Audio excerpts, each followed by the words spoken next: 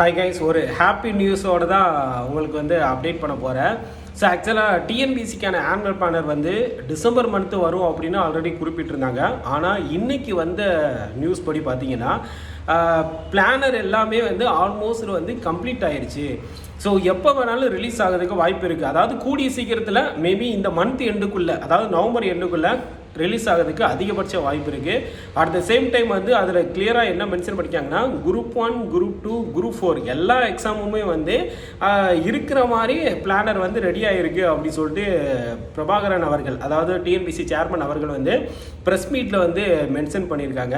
அப்போது 2026லேயும் குரூப் 1 இருக்குது, குரூப் 2வும் இருக்குது, குரூப் 4ம் இருக்குது.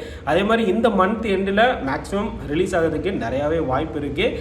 யாருன்னா உங்களோட ப்ரிப்பரேஷனை கொஞ்சம் லேக் ஆகி டல்லாக போய்கிட்டு இருக்கு அப்படின்னு நினைக்கிறீங்களோ அவங்க எல்லாருமே வந்து அவேராக இருந்துக்கோங்க. Thank you guys.